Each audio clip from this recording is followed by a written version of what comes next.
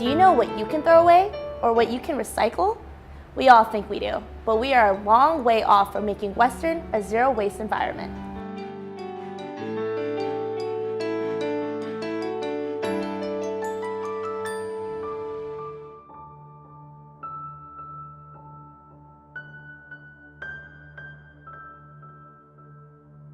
I didn't think it would be so hard to educate college students. I really didn't think that people could be so ignorant about how to sort their trash and not care about where things are going. Zero Waste Western's mission is basically right in its name, just making Western what we hope could be a zero waste university.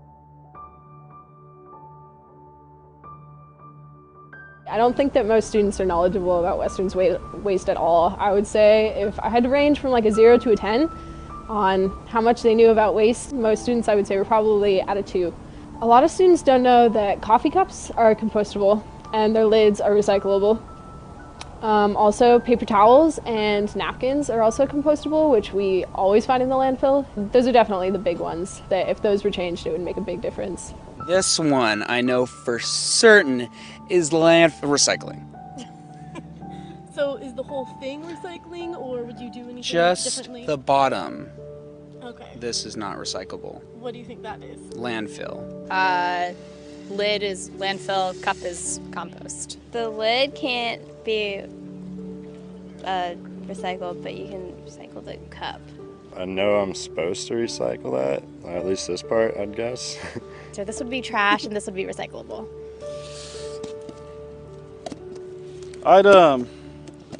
I think I'd compost this and I'd recycle this.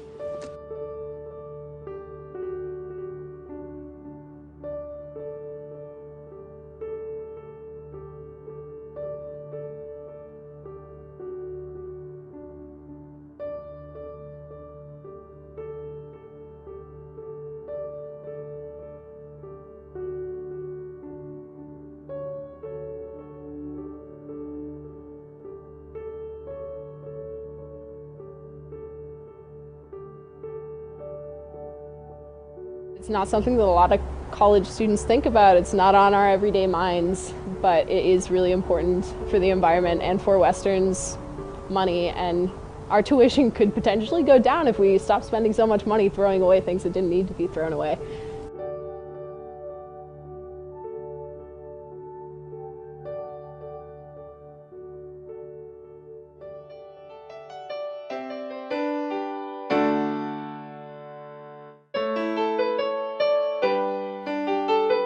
I'm really excited today to have this man in our studio on campus, the president and CEO of Skullcandy, which is a leading audio brand that reflects the collision of fashion and music and action sports all kind of into one.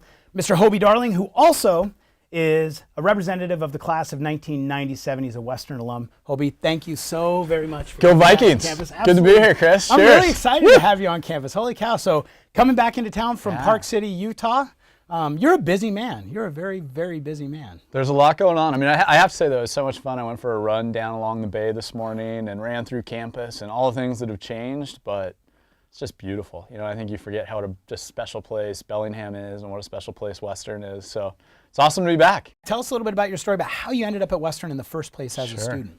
You know, I initially went to a bad school down south called PLU for a year and played football down there, but quickly figured out there were better things that I should be doing. But left PLU, and I actually took about a year and was down in Mexico, kind of figuring out, hey, what do I want to do, with my life, and took that time. And Western had a program in Mexico that. I think I was literally out on the beach or out one night, and I met some kids from Western, like, oh, we're doing this program in Morelia. Went and enrolled in that program, and then came back to Western. Wow. Yeah. For those who don't know what Skullcandy is, sure. Can you let us know a little bit about what Skullcandy is and maybe some of the initiatives that you've got going on there? Yeah, absolutely. So I think if you think about audio and you think about headphones 10 years ago before Skullcandy, you think black, you think white. It was just a way that you listen to music. And really, Skullcandy was founded up on a mountain on a chairlift, up snowboarding by our founder, where he was trying to take a call, and before that you couldn't actually click through and take a call from your headphones. Right. So he invented that. And so we were really born out of innovation up on a mountain, and some of the best mountains in the world, taking that piece, as you said, of music, youth culture, snowboarding, riding, and bringing that together as a lifestyle, not just kind of a commodity item. Right. And really over the last 2 years since I've been there, probably the biggest part has been, how do we go from that cool headphone company to let's really be an audio science company that's about how do we take the power of music, help people perform better, help them have more fun, but really infusing that science piece. So, probably the most exciting thing we have going on right now is we just started our Sports and Human Performance Lab, which is run by a 3-time Olympian that right off of Sochi, and she essentially is studying with some of the best neuroscientists in the world what is the effect of music on our brain, whether that's, training for the Olympics to whether that's a kid with ADD and maybe trying to get him off of some kind of drug to someone with dementia, but all of those are really looking at taking that power of music and, let's see what we can do around human performance and potential. So some really, really fun science stuff coming out of, I think something that's just so base that, 7 billion people on the planet, what do we all love? Music. Right. That's about it that we can agree on. And, doing some really cool things out of that right now. A lot of people would say that a liberal arts or humanities degree isn't necessarily the best way to go. What would you say? I mean, obviously, you've done you're pretty darn successful right now at this point, and you've done a really good job with your career. So what would you say to people who would say that a humanities degree or a liberal arts degree isn't the way to go? Yeah, and I think that's a great question, Chris. And, and I say this in that I think, so many different degrees that are important. And if I look at, whether it's in engineering or it's different STEM programs, I think so many of them are so important to what we've done at Skullcandy, what we've done at Nike. I think one of the things that's really special about having a liberal arts degree or having a history degree or an English degree is just, number one, so much is around how do you inspire people, and so much of that is around writing and so much of that's around communication.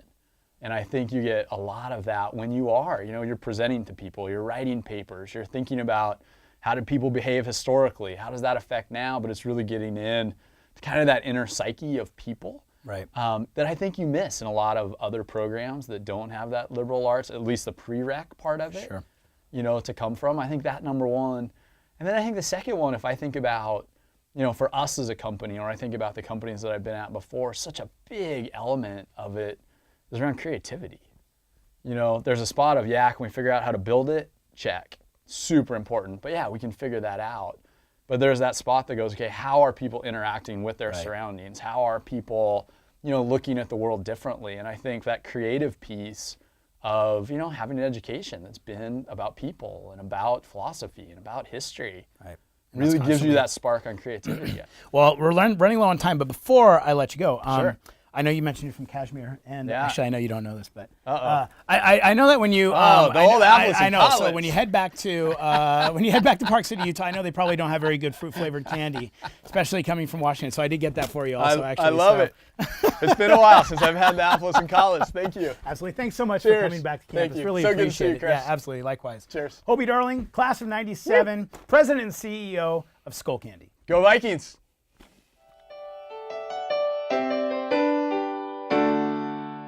Buttons and switches that they can use to control things in the environment, tools that will help them with grooming and daily care kinds of activities, tools for people who are blind or have vision impairment, people who are deaf or hard of hearing, and then also for really more commonly occurring disabilities. And those would be things like learning disabilities, which